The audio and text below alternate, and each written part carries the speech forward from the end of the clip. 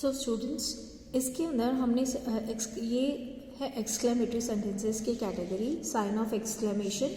सो exclamatory sentences सबसे पहले होती कौन सी हैं जिसमें हम अपनी फीलिंग्स को एक्सप्रेस करते हैं, चाहे वो किसी टाइप की फीलिंग हो, खुशी की, दुख वाली, it can be any type of feeling, happiness, sorrow, और we are sometimes so much excited. So like in direct form सबसे पहले एक्सक्लेमेटरी सेंटेंसेस में हम फीलिंग्स को चेक करेंगे,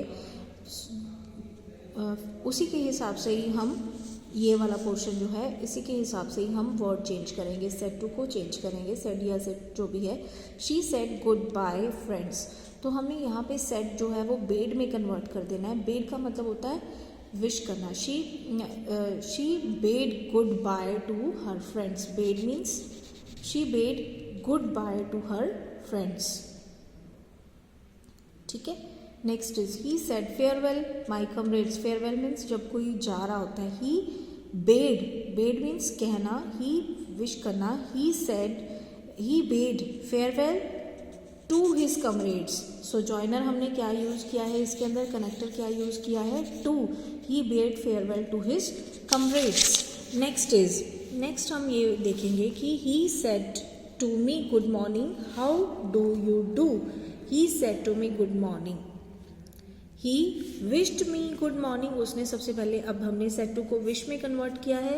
He wished me good morning and asked me, क्योंकि question है next, and तो हम यहाँ पे asked यूज करेंगे, and asked how I did, कि मैंने कैसे किया। और रिपोर्टिंग वर्ब जो है प्रेजेंट इंडेफिनेट जो है वो पास्ट में कन्वर्ट हो गया है, पास्ट इंडेफिनेट में। He said what a beautiful sight. अब he said what a beautiful sight, तो इस टाइप के सेंटेंस में हम क्या यूज़ करेंगे, ही सेड को हम कन्वर्ट करेंगे एक्सक्लेम्ड विद जॉय, क्योंकि ये बहुत ही खुशी वाली फीलिंग है। He exclaimed with Joy that it was very beautiful sight. तो इसको हम इस तरीके से करेंगे, वैसे भी इसे हम पास्ट में ले जाएंगे, क्योंकि he said what a beautiful sight, he exclaimed with joy that it was very beautiful sight. So next is you said how beautiful this flower is. You exclaimed that the flower was very beautiful. So exclaimed just said, यहाँ पे हमने said जो है exclaimed में convert कर देना है, that as a connector use करना है। इसमें हम टू और दैट दोनों ही कनेक्टर यूज़ कर सकते हैं, लेकिन डिपेंडिंग ऑन द सिचुएशन कि अगर हमने exclaim with Joy, exclaim with sorrow, exclaim with कुछ भी यूज़ किया है तो हम दैट कनेक्टर यूज़ करेंगे, और बेड यूज़ किया है तो हमने पिछले सेंटेंसेस में जैसे मैंने आपको समझाया था हमने to as a connector use किया था। तो you said you how beautiful the flower is, you exclaimed that the flower was very beautiful. So हमने यहाँ वॉज यूज़ करना है, इसको हमने पास्ट फॉर्म में लेके जाना है, क्योंकि यहाँ पे हमने पूरा टेंस जो है, आपने ये ध्यान रखना है कि सेंटेंस जो है अगर यहाँ पे पास्ट में शुरू होता है तो हमने पूरी फॉर्म उसकी पास्ट में ही रखनी है। I said how sad he is, I exclaimed that he was very sad, he is present है तो उसकी वर्ब फॉर्म जो है पास्ट में चली जाएगी। ए एक्सक्लेम्ड कुछ ऐसे हैं, he said what a great misery, he exclaimed with surprise, बड़ी ही हैरानी वाली फीलिंग है। That was a great misery, what a great misery, that was a great misery. So present form past form में convert हो जाएगी, hurrah. The boy said hurrah my brother stands first, the boy cried out with delight, मतलब boy की खुशी है। The boy crowd out with delight that his brother stood first, stand जो है वो स्टूड में कन्वर्ट हो जाएगा। So alas, he said alas how foolish I have been, alas is a feeling of regret here, दुख भरी feeling है, या एक्सक्लेम्ड विद सॉरो भी हो सकता है, एक्सक्लेम्ड विद रेग्रेट भी हो सकता है। He confessed with regret that he had been very foolish, he confessed that as a connector. बाकी हम पास्ट प्रेजेंट जो भी प्रेजेंट फॉर्म है, प्रेजेंट परफेक्ट फॉर्म है, उसको पास्ट परफेक्ट फॉर्म में कन्वर्ट कर देंगे। She said alas I am done, she exclaimed with sorrow that she was undone, so present form is converted into past form. Alas जो की feeling sorrow की express की गई है. Next sentences you can read students examples of these sentences, how we will convert exclamatory sentences into from direct to indirect. So these are the examples given here. You have to read all these examples and learn how to convert these sentences from direct to indirect.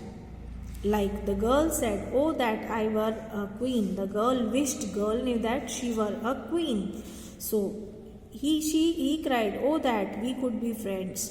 He earnestly wished, cried, earnestly wished हो जाएगा, that they could be friends forever. So students, अगर ये हमने अगर यहाँ से said या ये चीज़ past में है तो हमने बाकी सेंटेंस का पार्ट भी जो है past में रखना है. हमने पूरे सेंटेंस को एक ही टेंस में कन्वर्ट करना होता है. अगर प्रेजेंट में है तो प्रेजेंट में ही पूरा रखना होता है, अगर पास्ट में स्टार्टिंग है तो सारा सेंटेंस पास्ट में ही स्टार्ट करना होता है, उसमें ही रखना होता है. सो नेक्स्ट स्टूडेंट्स, एक ये चीज़ मैं आपको और दिखा दूँ. नेक्स्ट थिंग इज कि असर्टिव, ये एग्जाम्पल के ये कुछ सेंटेंसेस हैं जो असर्टिव सेंटेंसेस की एग्जाम्पल्स हैं, आप बहुत ध्यान से देख सकते हो. He said God is everywhere, ये कैटेगरी है असर्टिव सेंटेंसेस. असर्टिव सेंटेंसेस की जो कि मैं स्टार्टिंग में मैंने आपको नहीं बताई थी. इसमें ये है कि असर्टिव सेंटेंसेस जो है उनकी वर्ब फॉर्म्स कभी भी चेंज नहीं होती, वो अनचेंज रहती हैं. सिर्फ इन सिचुएशंस में ये 4 सिचुएशंस मेंशन की गई हैं. जैसे ही सेड गॉड इज़ एवरीवेयर, जब कोई यूनिवर्सल ट्रुथ पर बेस्ड बात की जाती है तो जो रिपोर्टिंग वर्ब है वो अनचेंज रहती है, चाहे वो यहाँ पे सेड क्यों ना दिया गया हो. He said God is everywhere, he said that God is everywhere, here this part will remain unchange because universal truth is expressed. Second thing, जब पास्ट इंडेफिनिट टेंस तब हमेशा अनचेंज रहता है जब कोई पास्ट हिस्टोरिकल फैक्ट बताया जाए. ये असर्टिव सेंटेंसेस की कैटेगरी के सेंटेंसेस है स्टूडेंट्स, ये बात आप ध्यान रखना. Next is you said I lived in Shimla for 10 years. सो ये पास्ट हिस्टोरिकल फैक्ट है इसके अंदर. You said that you lived in Shimla for 10 years. सो ये रिपोर्टिंग वर्ब जो है ये अनचेंज है